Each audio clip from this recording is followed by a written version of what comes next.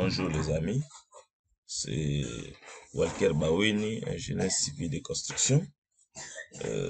Nous sommes aujourd'hui pour la suite de notre tutoriel dédié à l'adduction en eau potable.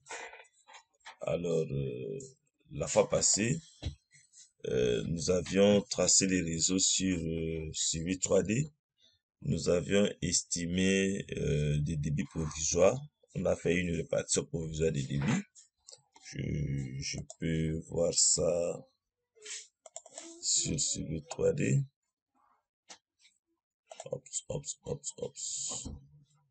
Je crois ça doit être ça.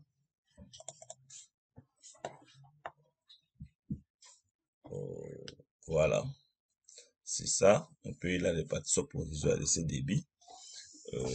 Pour ceux qui nous retrouvent aujourd'hui, ils peuvent consulter les vidéos précédentes sur notre chaîne. Vous tapez Walker Baweni sur YouTube, vous allez voir, ou encore tapez projet d'alimentation en eau potable Walker Baweni. Vous allez voir comment on a procédé pour répartir tous ces débits. Aujourd'hui, il est question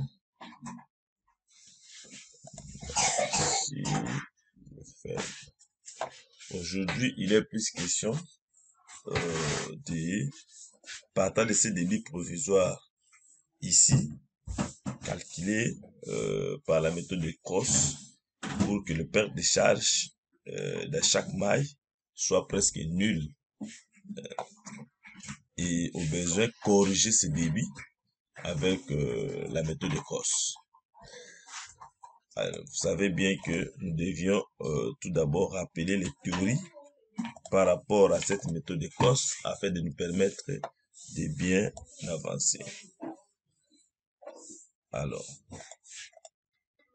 sans plus tarder, nous rappelons les théories relatives à cette méthode de CROSS. Projet d'alimentation en eau potable, un set dimensionnement du réseau maillé par Abdi-CROSS. 1. Caractéristiques des écoulements dans les conduites de distribution d'eau. On ne peut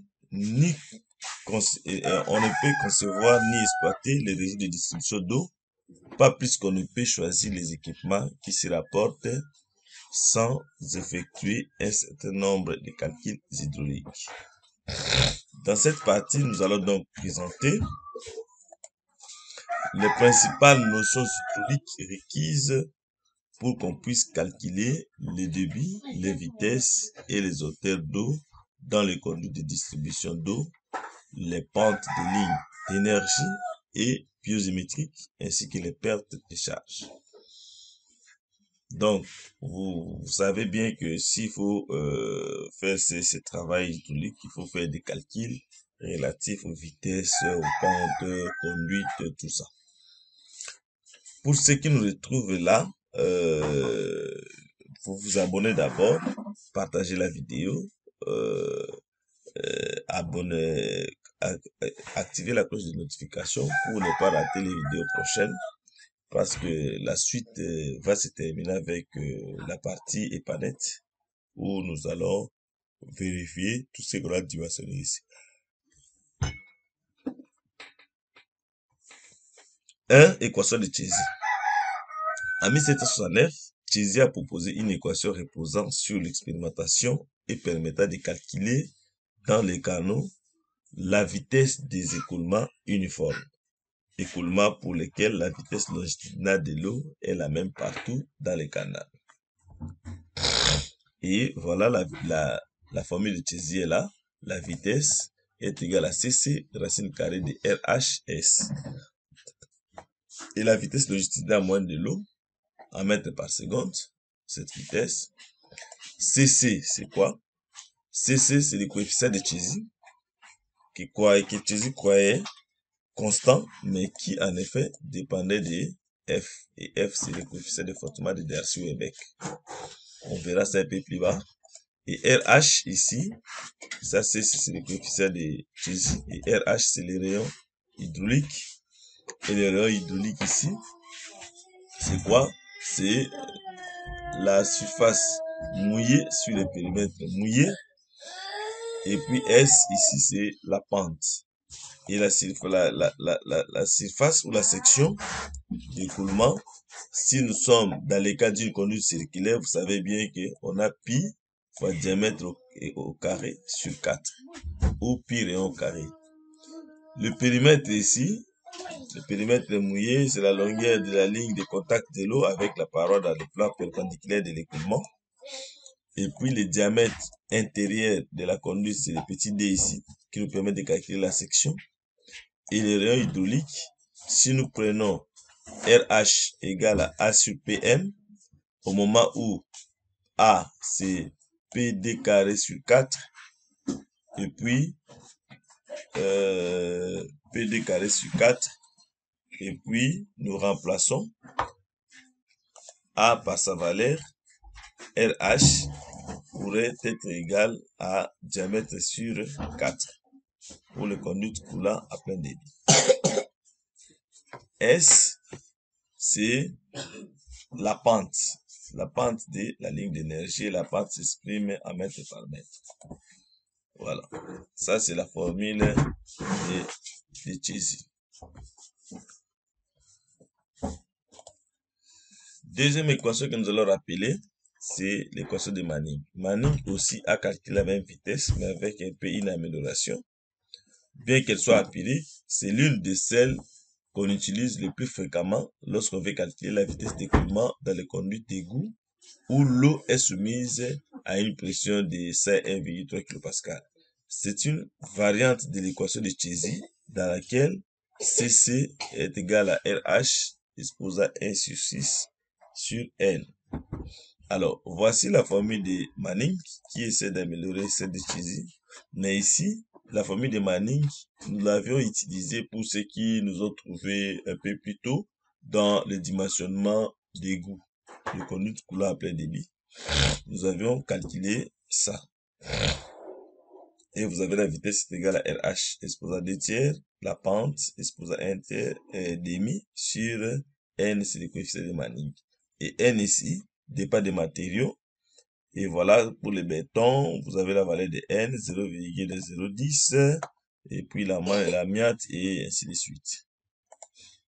Vous avez en troisième lieu l'équation de Darcy-Weber. Quant à E, on proposait une équation permettant de calculer les pertes de charge, c'est-à-dire les pertes d'énergie dues au frottement contre les parois dans les conduites circulaires coulant sous pression. Et cette équation, c'est HL égale à FLV carré sur DG. Donc, Darcy-Weber nous permet de calculer les pertes de charge. Les pertes de charge. Alors, vous avez HL comme perte de charge par frottement sur la conduite pour les pertes d'énergie. F, c'est le coefficient de frottement. Il est fonction du nombre de Renault et de la rugosité de la paroi de la conduite. Et N, le nombre de Renault, nombre sans dimension.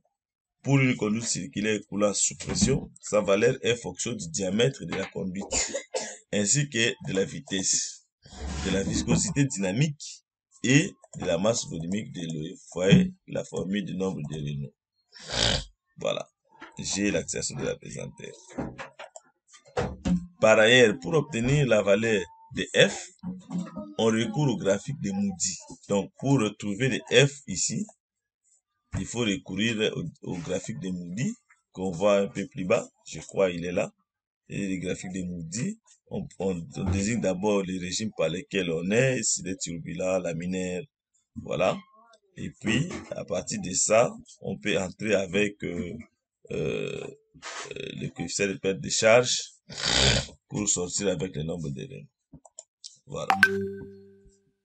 Et ici, le diagramme de Moody qui représente l'équation qui permet de définir le coefficient de frottement F en fonction du nombre de Renault et de la rugosité relative epsilon sur 2. Voilà. Alors, si le nombre de Renault est inférieur à 2000, nous sommes dans un régime d'écoulement laminaire. Et là, on peut directement trouver F par 64 sur NR.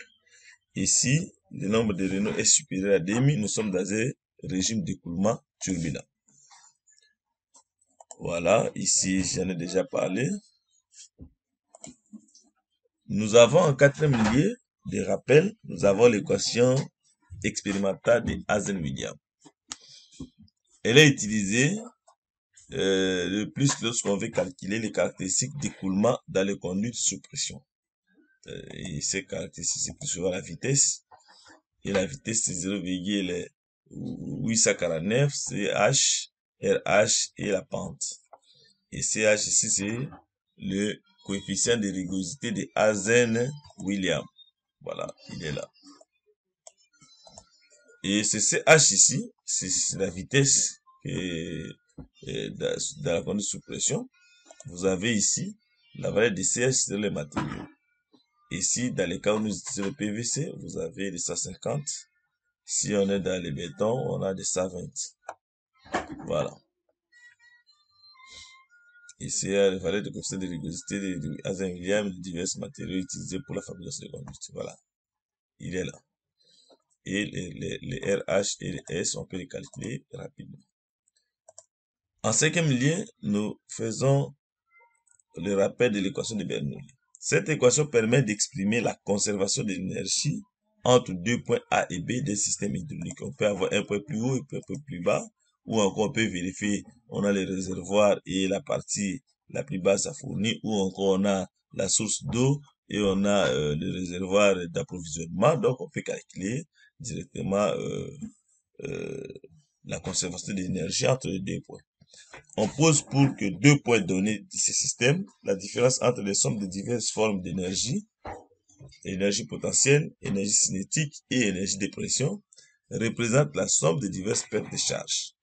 En effet, en hydraulique urbaine, les seules formes d'énergie qu'il faut ordinairement prendre en considération sont l'énergie potentielle, due à la hauteur, entre les deux points-là, par rapport au niveau de référence.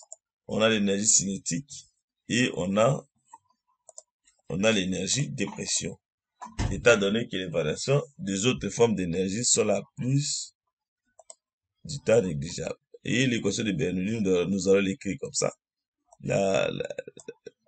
L'équation de Bernoulli s'écrit de la manière suivante. Nous avons ici les différentes énergies par rapport au point A, moins les différentes énergies par rapport au point B est égal à la perte de charge. Voilà, ou la perte d'énergie. Et vous avez les premiers termes ici, pression sur ρ et G, c'est-à-dire c'est l'énergie de pression. Et ici, vous avez l'énergie cinétique par rapport à la vitesse. Et ici, par rapport à la hauteur, vous avez l'énergie potentielle. Donc, nous avons l'énergie de pression, l'énergie cinétique et l'énergie potentielle. Et pour chaque point, on calcule les trois formes d'énergie et on fait la différence de ces énergies. On trouve la perte d'énergie entre deux points. Voilà. On revient sur la perte de charge.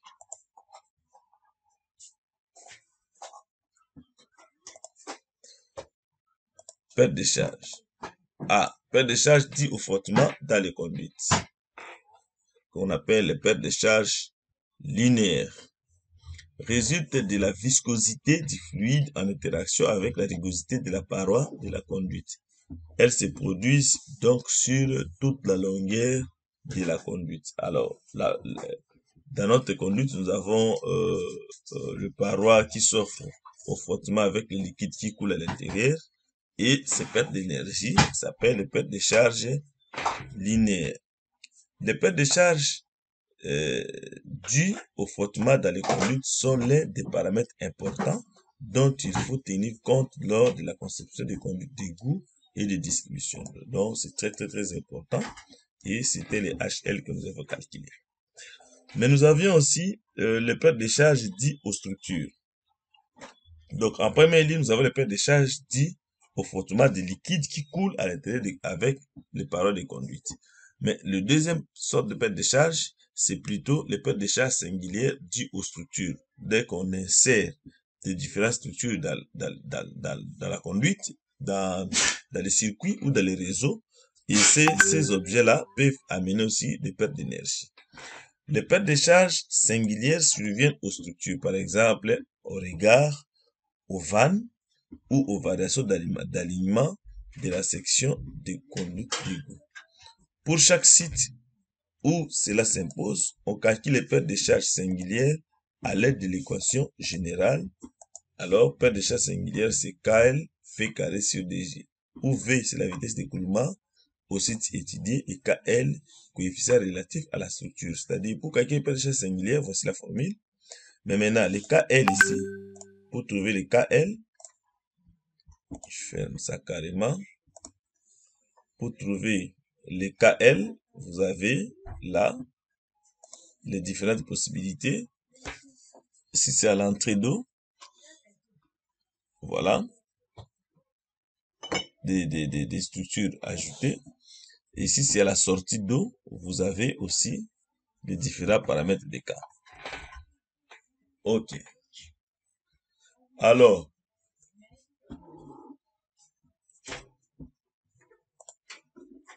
conception d'un réseau de distribution d'eau de consommation. Introduction. Le réseau de distribution de l'eau potable est une infrastructure importante qui permet de distribuer l'eau en quantité suffisante pour satisfaire aux besoins actuels et à venir des usagers et souvent aux besoins en eau nécessaires pour lutter contre les incendies. Et vous avez une conception ici. Donc là, l'eau en provenance de la station de purification entre ici par un réseau et ça va circuler dans les réseaux. Et ici, c'est une zone qui est supérieure, c'est-à-dire on doit gravir la montagne. Alors là, on va placer une poste de surpression pour nous permettre de gravir cette pente et distribuer dans cette zone plus haute. Mais si nous quittons maintenant vers la zone la plus basse, là, vous savez que naturellement la pression va augmenter, alors on met une vanne de réduction de pression ici pour alimenter ainsi la zone la plus basse ici. C'est un peu ça le modèle de construction. Voilà. Ossature du réseau. Nous avons le réseau maillé. Les conduites du réseau de distribution sont le plus souvent enfouies sous la chaussée et à 1 mètre minimum pour éviter les gels et les différents désagréments qu'on peut avoir.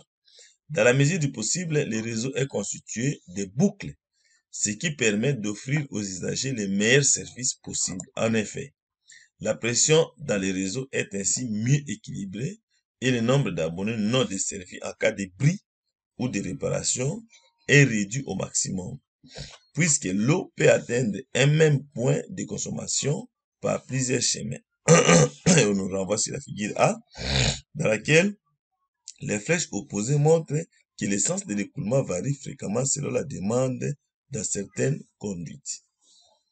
Dans un réseau maillé, la vitesse d'écoulement de l'eau est rarement nulle. C'est un avantage pour le maintien d'une bonne qualité. Donc, le réseau de distribution maillé, c'est un réseau qui forme des mailles ou des boucles. Et vous voyez que l'eau circule par plusieurs possibilités pour arriver ici, pour arriver là. Donc, on a plusieurs possibilités. Et ce qui donne l'avantage du réseau maillé par rapport au réseau ramifié. Les réseaux ramifiés, si il y a une panne, alors c'est toute la partie qui n'est pas servie. Mais les réseaux maillés, s'il y a une panne dans ce sens, mais dans l'autre sens, on peut toujours alimenter les différents points. Et vous voyez, le réseau ramifié, il est là. Donc, on ne parle que dans une direction. Et s'il y a une panne ici, toute cette partie est sacrifiée. Par contre, ici, on a la possibilité de circuler dans plusieurs sens et pour atteindre le même point. C'est ce qui signifie même que quand on veut faire un réseau efficace, on ne peut pas faire un réseau ramifié, mais on fera un réseau maillé. Système de distribution. Pour que l'eau soit distribuée en quantité suffisante à une pression appropriée conformément aux exigences locales, on peut l'acheminer de différentes manières. Par gravité, à l'aide d'un ou de plusieurs postes de suppression couplés à un ou plusieurs réservoirs à l'aide de postes de suppression seulement. C'est-à-dire, on peut adopter un système soit on peut se dire carrément que on prend l'eau vers vers la source, on l'amène vers un réservoir et ce réservoir va distribuer par gravité euh, l'eau dans le circuit. Là, c'est le cas ou le modèle que nous avons utilisé ici. Mais on peut aussi utiliser des pompes de suppression pour essayer d'alimenter dans les cas où par gravité ce n'est pas possible. Ou on peut combiner les deux. Une partie est alimentée par suppression et une autre partie, on alimente un réservoir et ce réservoir va alimenter par gravité. Donc on peut avoir plusieurs possibilités. Système avec approvisionnement en eau par gravité. On peut concevoir un système de distribution d'eau par gravité lorsque la source d'eau est située à une altitude supérieure à celle de l'agglomération à desservir. Un tel système est bien sûr idéal puisqu'il n'est dépendant d'aucun poste de suppression pour assurer l'approvisionnement en eau en quantité suffisante et à une pression appropriée. Aucune dépense d'énergie n'est donc imputable au pompage et la qualité du service n'est pas tributaire du bon fonctionnement d'un ou de plusieurs postes de suppression. C'est-à-dire, si la source se situe à un niveau plus élevé, on peut utiliser seulement la gravité pour atteindre les différents utilisateurs. Et là, on ne perd pas d'énergie. Système avec poste de suppression couplé à des réservoirs. On doit toutefois le plus souvent recourir à des postes de suppression et à des réservoirs répartis dans l'ensemble du réseau pour assurer un service satisfaisant. En période de forte consommation, les réservoirs servent ainsi à combler la différence entre la demande en eau et la capacité de la production de la station de purification.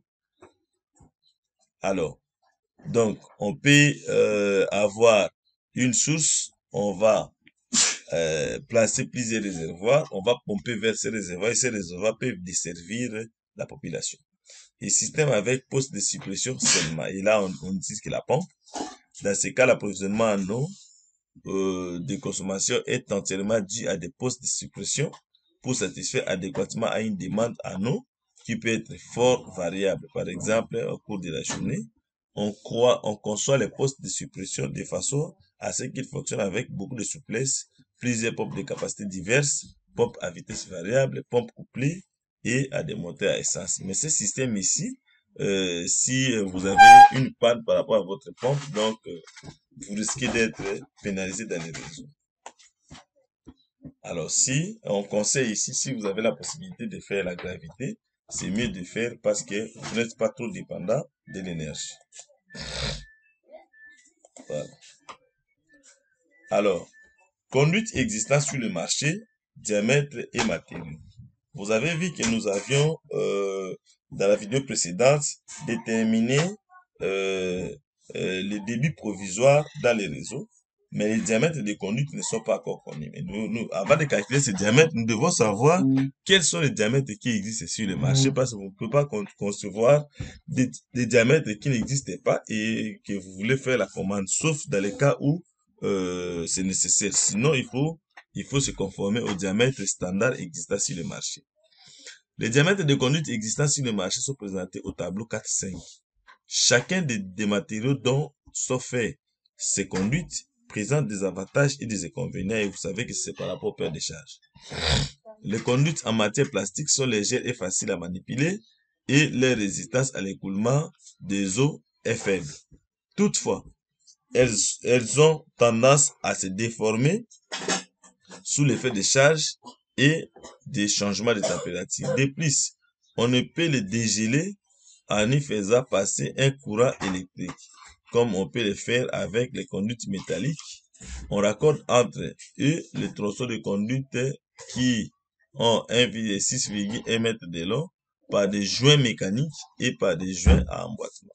Donc, les conduites en plastique sont facilement utilisables, comme vous pouvez les constater sur les marchés, mais le convénient, c'est dans les pays où il y a les neiges, on essaie d'utiliser les ondes électriques pour dégeler, mais dans ces cas-là, c'est un peu difficile.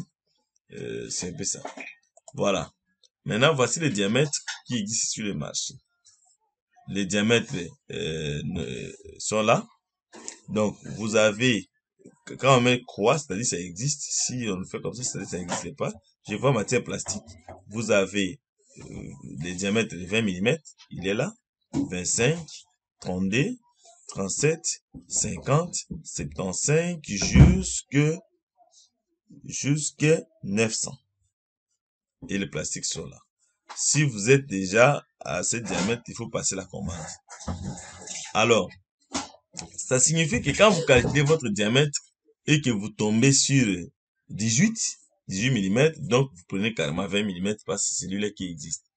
Mais si vous avez 30 mm, donc vous n'avez qu'entre 25 et 32, donc vous montez à 32. Et ainsi de suite. Vous avez 24, donc vous prenez 25 mm. Vous avez 60, donc carrément vous prenez 75 mm. Et c'est comme ça. Vous avez le diamètre calculé et le diamètre choisi. On calcule par rapport au débit qu'on a et puis on va choisir. Vanne. La gestion des réseaux de distribution d'eau exige qu'on recourt à de nombreuses pièces en mètres linéaires. Parmi celles-ci, les vannes sont probablement les plus importantes puisqu'elles permettent de maîtriser les écoulements d'eau dans les réseaux. Il existe plusieurs types de vannes qui satisfont à des besoins variés, dont on peut citer vannes d'isolement, vannes à clapet non retour, vannes de réduction de pression, vannes d'altitude. Vous allez lire ceux qui ont besoin de ces fichiers. Je vais les renvoyer. Ils peuvent lire rapidement les différents types de vannes pour essayer de comprendre. Et vous avez ces différents types de vannes qui sont là. Mais vous notez que si je vais ici on a les postes de suppression comme je vous avais dit, ici les postes de réduction de pression, on a besoin d'une vanne ici pour réduire la pression, sinon on peut éclater les tuyauteries, c'est toujours de l'autre côté. Voilà. Entrée de service. L'entrée de service, souvent appelée branchement, relie la conduite de distribution du réseau au domicile de l'utilisateur. Entrée de service, c'est-à-dire on veut alimenter un client. On utilise des conduites d'eau moins de 20 mm de diamètre. Ça, c'est les recommandations. Qu'on raccorde à la conduite du réseau à l'aide d'une vanne de prise. J'avais dit qu'il y en a plusieurs types de vannes. Dans ce cas, on va utiliser une vanne de prise pour nous permettre de raccorder un nouveau client.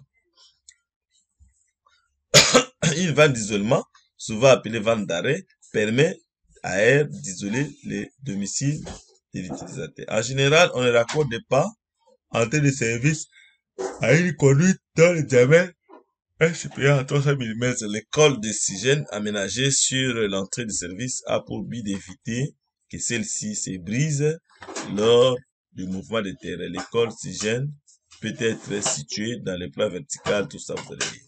Voilà.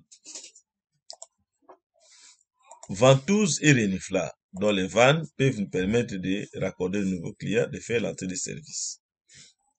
Ventouse et reniflard, on utilise les ventouses ou évents au point élevé du réseau dans le but d'évacuer des petites quantités d'air qui s'y accumulent à la suite, par exemple, du dégazage de l'oxygène d'ici.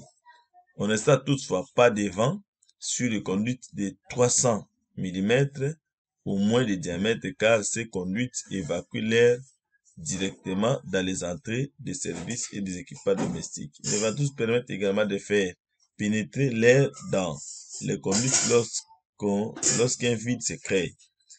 Elles agissent alors comme un reniflard et évitent la création de pressions négatives et qui risqueraient d'entraîner l'écrasement des conduites et l'aspiration d'eau impropre à la consommation. Donc, les ventouses sont plus utilisées quand vous avez gravi déjà une pente. Il y a la possibilité que vous ayez un peu d'air dans votre tuyauterie. Ça permet soit d'évacuer, soit de faire rentrer de l'air et éviter des pressions négatives qui peuvent éclater votre conduite. Pression minimale et maximale.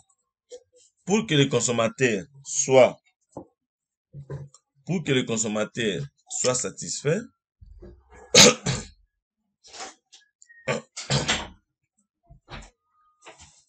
pour que le consommateur soit satisfait, l'eau que leur fournit le réseau de distribution doit leur parvenir avec une pression minimale.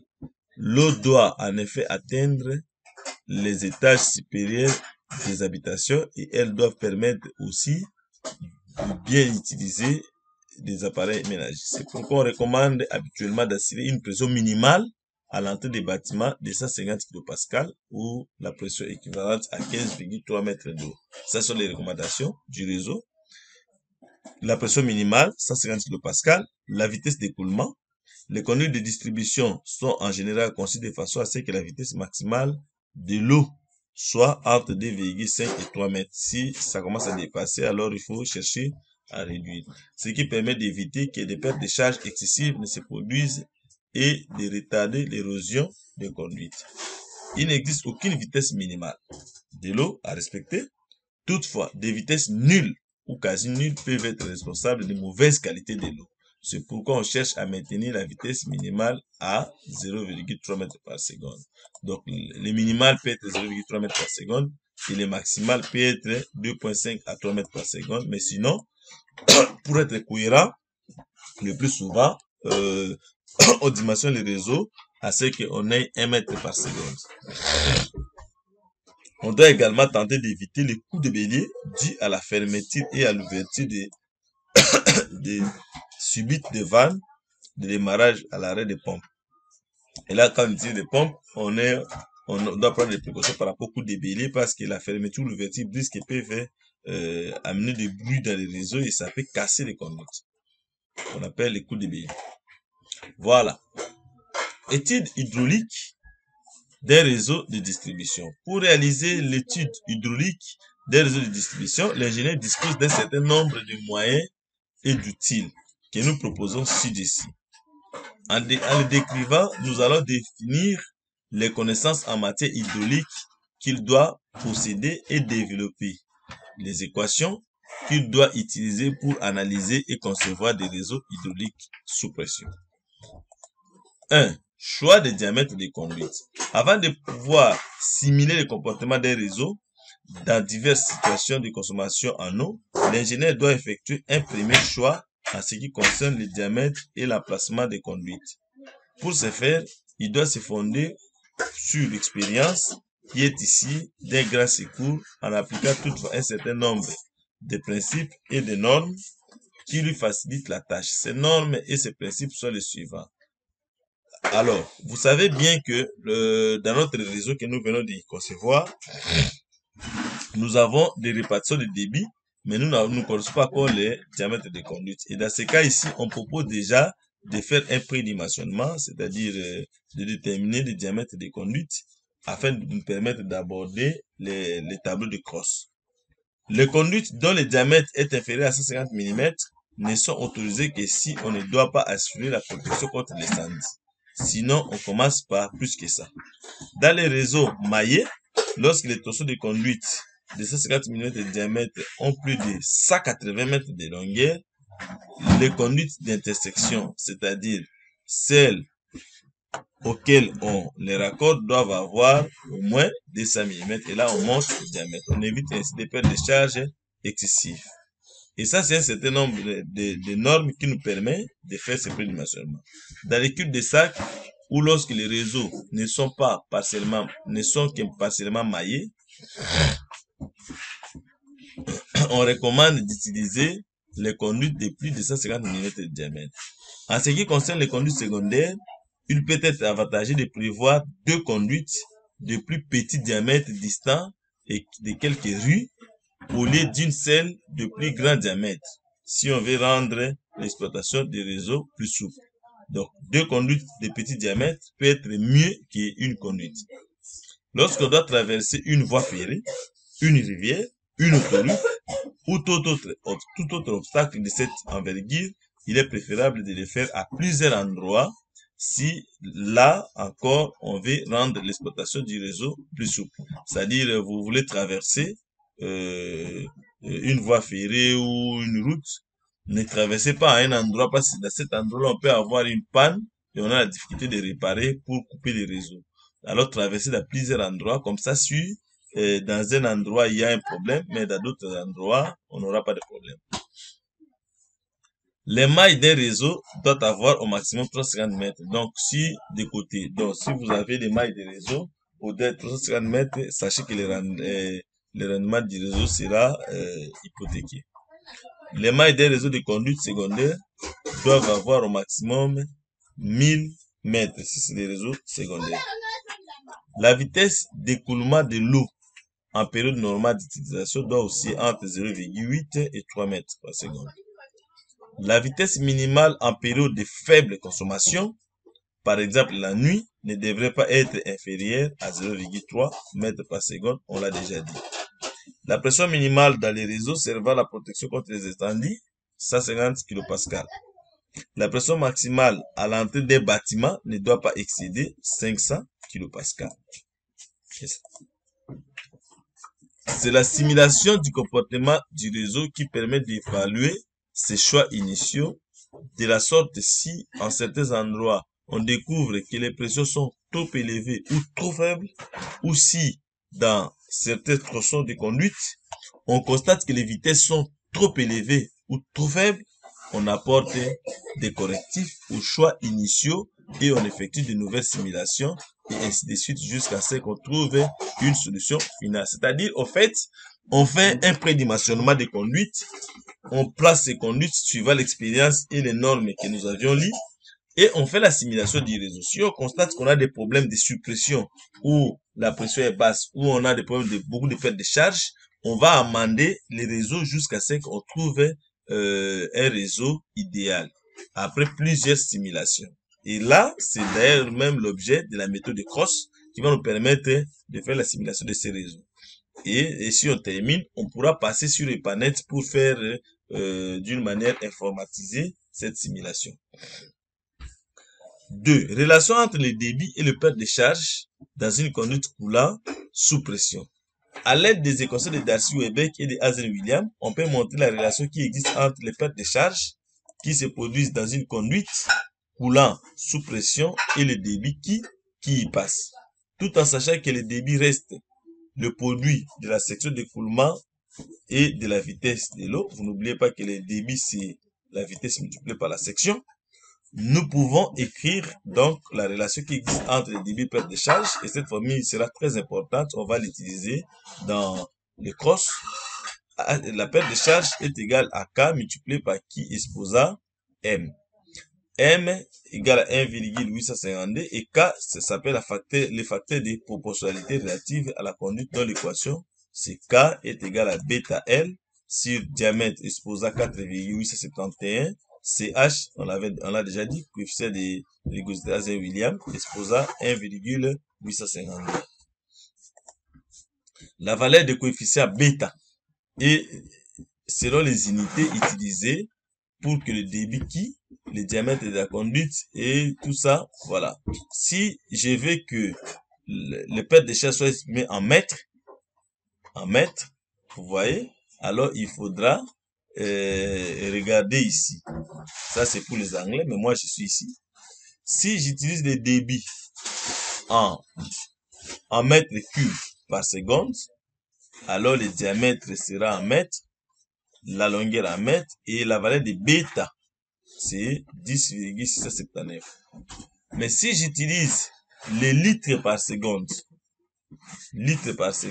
alors le diamètre en millimètres, la longueur en mètres, et puis bêta, voilà la valeur de bêta. Et si j'utilise en litres par seconde, voilà. Alors, je crois que ici ça nous intéresse. On peut utiliser les débits en mètres cubes par seconde, le diamètre en mètres, la longueur en mètres, ce qui est normal, et puis les bêta que nous avions vu dans cette équation des facteurs de proportionnalité, les bêta ici, sa valeur sera alors 10,467. Calcul des conduites équivalentes. Dans le but de diminuer le nombre de calculs nécessaires à l'étude d'un réseau ou de réduire la quantité de mémoire informatique requise, on remplace souvent dans ces calculs plusieurs conduites par des conduites équivalentes fictives. De la même façon, Pour calculer les pressions, on remplace habituellement un certain nombre de pièces, coudes, T, vannes et tout ce que nous savons dans les réseaux par des conduites équivalentes. Dans ce paragraphe, nous montrons comment on peut simplifier un réseau en recourant à des conduites équivalentes, remplacement des conduites montées en parallèle ou en série par des conduites équivalentes et remplacement des pertes de charge dues aux pièces. Et nous avons dit que les pertes de charge dues aux pièces s'appellent les pertes de charge singulières par les pertes de charge attribuables à ces conduites équivalentes. Et vous avez les conduites montées en série. Rappelez-vous des circuits en série et en parallèle. Une conduite équivalente à deux conduites installées en série est une conduite qui transporte l'énième débit et qui engendre les mêmes paires de charges que ces deux conduites. Toutes les conduites qui satisfont à ces conditions sont des conduites équivalentes. Le débit est le même si nous montons les conduites en série. Sachez que le débit est le même dans toutes les conduites, sauf si un prélèvement de grandeur connu est fait dans un nez. La perte de charge entre l'entrée de la conduite en amont et la sortie de la conduite en aval est égale à la somme des pertes d'énergie linéaire ou locale de chaque conduite. Et quand on monte les conduites en série, les débits restent les mêmes, mais les pertes de charge sont à additionner. Donc, vous avez la première conduite qui est là, L1, et la deuxième est là, L2. Deux conduites comme ça. Et voilà, si ici, on dit que les deux conduites sont montées en série, c'est-à-dire le débit traverse la première conduite et passe par la deuxième conduite. Et chaque conduite a son diamètre, ce qui fait que, et son matériau, ce qui fait qu'on a différents pertes de charge. Donc, la perte de charge équivalente, qui est ici, est égale à la perte de charge qu'on a constatée dans la première conduite, plus la perte de charge constatée dans la deuxième conduite. Alors, en dehors des séries, on peut avoir des conduites montées en parallèle, tel est le cas ici. Nous avons une conduite et l'autre ici. Le débit qui arrive ici, et il est réparti ici. Voilà. Maintenant ici, on aura qui 1 débit qui va se diviser. Une partie va ici et là. On a ici qui 1, qui 2 et ce qui est normal que le débit ici soit la somme des débits, mais les pertes de charge resteront les mêmes. Donc HL1 égale à HL2. Voilà. Donc, si nous sommes en parallèle, la perte d'énergie est la même dans les conduites. Le débit total est égal à la somme des débits transitant dans chaque conduite. Analyse des réseaux de distribution à l'aide de la méthode de Cross. Et vous comprenez les raisonnements ici. Nous venons de dire que pour analyser les réseaux, on va d'abord faire une distribution provisoire du débit. Et dès qu'on fait cette distribution provisoire qu'on a fait dans la séance passée, dans la séance précédente, on va maintenant chercher à déterminer les diamètres. On fait un prédimensionnement des diamètres. Par la formule, on sait que le débit est égal à la vitesse multipliée par la section. Et aussi en tenant compte des paramètres que nous venons d'évoquer plus haut, les paramètres de conception, pour avoir le débit au préalable. Et dès que, pour avoir les diamètres au préalable, et dès qu'on a les diamètres, on peut faire la simulation du réseau pour essayer de voir s'il y a trop de pertes de charge et les réduire, les corriger et avoir des valeurs finales. C'est ça l'objet de la méthode de Cross. On explique ici quelques principes de méthode de Cross et la séance prochaine, on pourra maintenant aborder les calculs réels de cette méthode. L'analyse des Hardy-Cross est probablement la plus ancienne et la plus utilisée des méthodes d'analyse des réseaux de distribution d'eau. Cette méthode de résolution par itération successive, on peut aller jusqu'à 5, 6, 7 itérations. Première itération, si on n'a pas de solution, deuxième itération, troisième.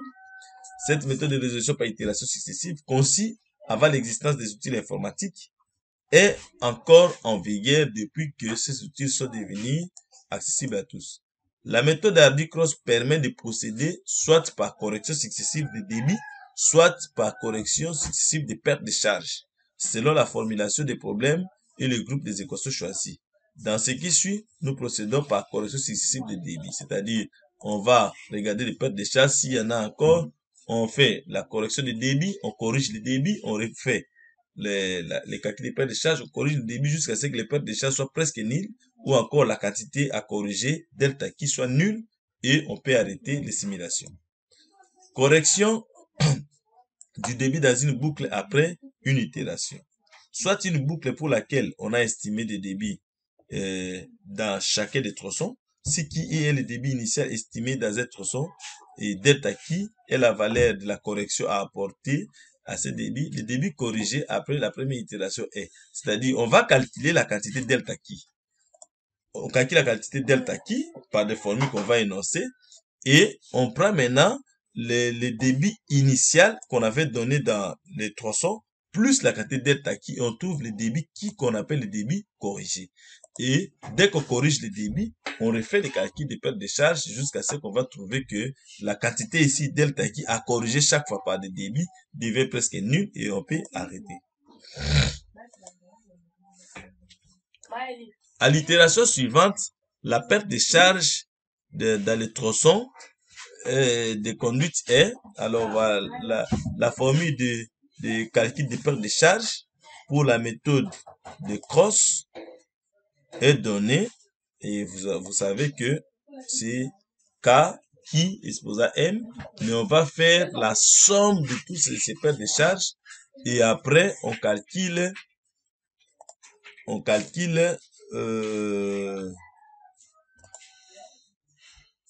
étape à suivre. Lorsqu'on utilise la méthode de Hardy-Cross, là c'est mieux. Voici les étapes de la méthode de Hardy-Cross. On identifie d'abord le boucle qui existe dans les réseaux.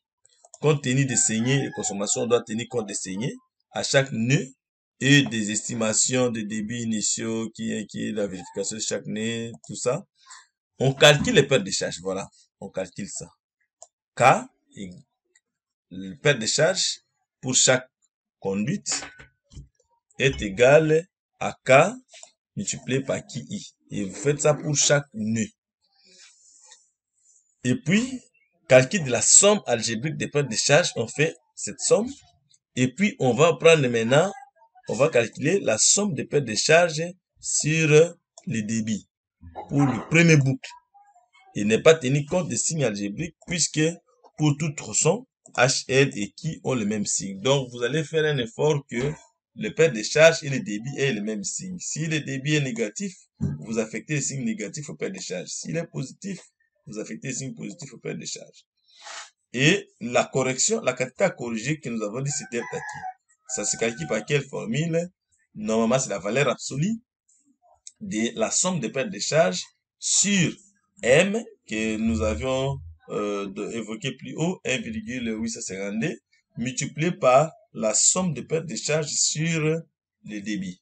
Donc, on calcule les pertes de charge, on fait leur somme, on calcule le débit, on fait leur somme, et on divise, on multiplie par M. Et ici, c'est la somme des pertes de charge. Dès qu'on fait ça, on trouve la quantité delta qui, la quantité qui nous permet de corriger chaque débit. Et le débit corrigé sera quoi? Sera le débit qui circule dans les tronçons plus delta qui. Et dans ce cas-là, le débit corrigé remplace le débit initial et on regarde si la quantité à corriger ou les pertes de charge deviennent 0, on peut arrêter les itérations. Reprise des étapes D et G pour toutes les autres boucles du réseau. Reprise des étapes D jusqu'à l'obtention de la précision souhaitée. En général, les opérations prennent fin lorsque les valeurs de correction delta qui sont inférieures à une valeur prédéterminée ou proche de 0. Voilà. Et voilà, pour les calculs, nous commençons d'abord par faire le tableau de conduite. Tableau de conduite, nous avons les boucles, nous avons les conduites, nous avons le débit que nous avons placé et on peut se donner l'hypothèse que les vitesses soient égales à 1 dans les projets. Et quand on se dit l'hypothèse de vitesse égale à 1, alors on peut calculer la section de conduite. Et vous savez que la section, c'est quoi? C'est le débit sur la vitesse. Et dès qu'on a la section de conduite, on peut calculer le diamètre par cette formule. Et c'est une déduction, vous savez bien que le diamètre peut être déterminé par ça. Et dès qu'on calcule le diamètre, on peut choisir sur le tableau que je vous ai indiqué là, le diamètre qui existe sur le marché. Et si c'est les matériaux, c'est PVC, vous regardez le CH du PVC et la longueur de chaque conduite sera définie là-bas. Donc, on définit d'abord ce premier tableau de conduite. Et après, on passe au deuxième tableau qui est le tableau des crosses. Et voilà un peu comment ça se passe. Donc, j'ai ici les boucles, j'ai les conduites, les diamètres et les coefficients de perte de charge. Et puis, j'ai ici la longueur et K qui, en valeur absolue, le débit en valeur absolue, et le débit ici suivant le sens d'écoulement, et vous n'oubliez pas que il est négatif, s'il circule dans le sens contraire des aiguilles d'une montre, il est positif s'il va dans le sens des aiguilles d'une montre, horlogique et anti-horlogique. Et le perte de charge, si le débit est négatif, il est négatif. Si le débit est positif, il est positif. On calcule les pertes de charge pour chaque conduite et on calcule les pertes de charge, les pertes de charge sur le débit pour chaque conduite, on fait la somme. On calcule aussi la somme des pertes de charge. Et ici, pour calculer delta Q, on prend le débit et la somme des pertes de charge sur M multiplié par le quotient des pertes de charge sur le débit. On trouve cette valeur ici que nous appelons delta Q en valeur absolue, c'est-à-dire c'est la quantité à corriger, et on commence à corriger, c'est-à-dire on prend la valeur de débit ici dans les tronçons NND plus la quantité à corriger, on trouve le nouveau débit qui circule maintenant là. On corrige tous ces débits, donc on prend chaque débit ici plus la quantité à corriger, delta Q, et on trouve le nouveau débit pour ce boucle 1. On répète l'opération pour le boucle 2 et pour le boucle 3. Si la quantité à corriger ici est presque 0, alors on arrête. Sinon, on continue les itérations jusqu'à ce qu'ici, on soit presque comme ici, on est déjà presque à 0, on peut arrêter les itérations. Voilà un peu ce qui constitue la méthode de cross. Donc, dans la vidéo prochaine, nous allons d'abord faire les tableaux de conduite, essayer de trouver les diamètres qu'il faut et les coefficients ici pour le coefficient de Hazel-Williams pour ces matériaux que nous allons choisir. Nous allons utiliser PVC. Et dans l'autre vidéo qui va suivre, on va maintenant faire un tableau général de cross pour essayer de calculer avec des itérations et corriger les débits. Et enfin, on pourra terminer par une vidéo ou deux sur Epanet pour essayer de faire la simulation sur Epanet. Voilà, cette vidéo touche à sa fin. Merci d'avoir été patient pour suivre ces rappels de notions. N'oubliez pas de vous abonner, de partager, de commenter, faites des interactions, activez la cloche de notification pour ne rater aucune vidéo de la fois prochaine. Alors, je vous quitte, à la prochaine.